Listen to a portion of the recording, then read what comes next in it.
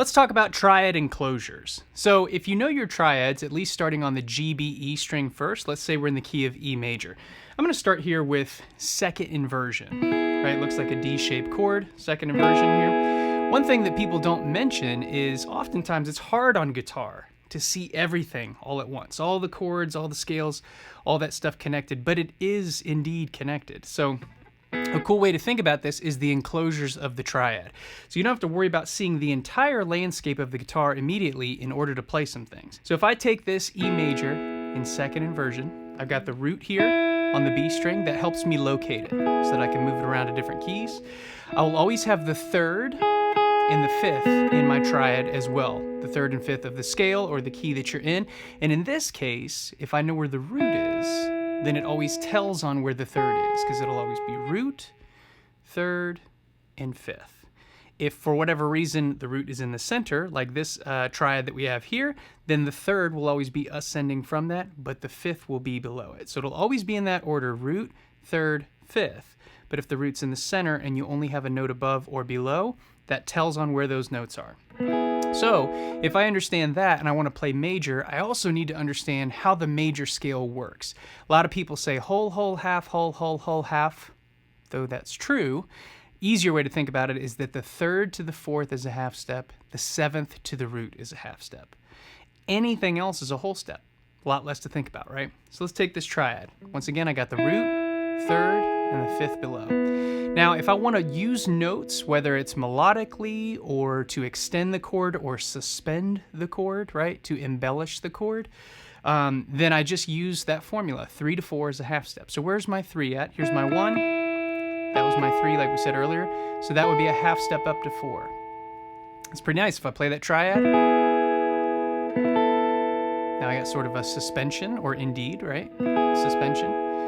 Also that 3, how far is 3 to 2? Well, we said 3 to 4 is a half step, 7 to 1 is a half step, so 3 to 2, I could care less, that's a whole step, right? So I can move it back. So these enclosures can be a way for you to suspend, extend your chord, give it some different color, or also just play single note lines without having to see an entire scale over what you're playing, but see really well where you're at. For example, here's the root as well. Root to 7, that's a half step. What about the root to the second?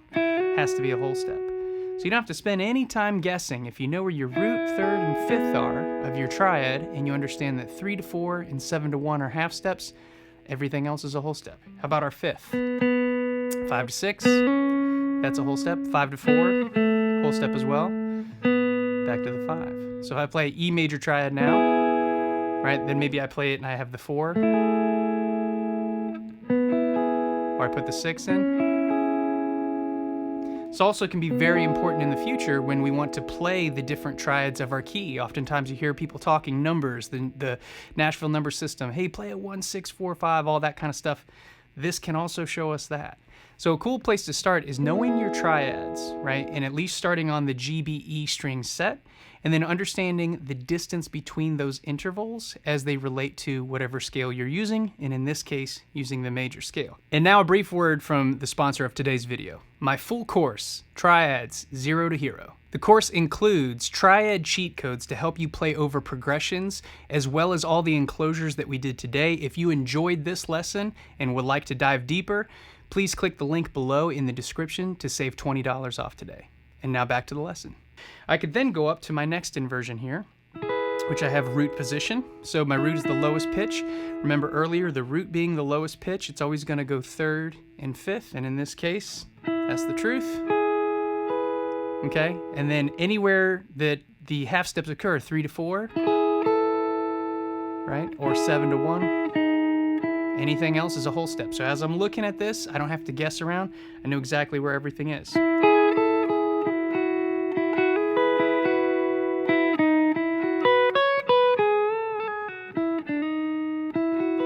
Not necessarily thinking about a scale shape, a box, or a bunch of dots that mean nothing. I'm trying to think, what is the chord? What's the triad in this case? E major. And how do the notes from the scale that surround it, how do they relate? What are those distances? And now I can just make musical decisions.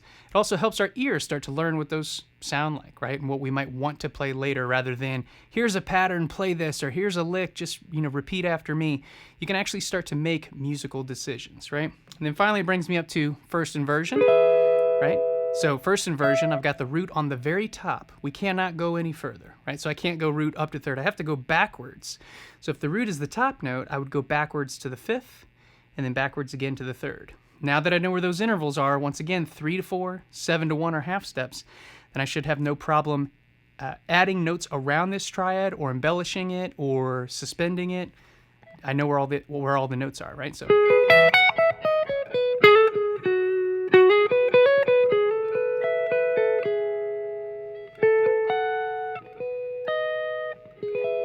There's no guessing. Just whatever you're hearing in your head, you'll eventually be able to attach to your fretboard too.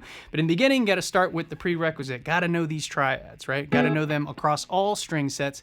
But if you just start with the GBE string set and the distances 3 to 4 and 7 to 1 are half steps, you're in good shape. Now, if I go over to, let's say, just a 1-chord vamp, it'd be awesome to play over progressions immediately. Give yourself something easy to chew on, right? Just start with 1 chord. Let me make this 1 chord sound good by using my triads, using suspensions of the triad, meaning I'm still playing the chord but adding other notes around it while the chord's still playing, or melodically, right? Just simplifying it down to single notes but knowing the distances between those. Let's give it a shot.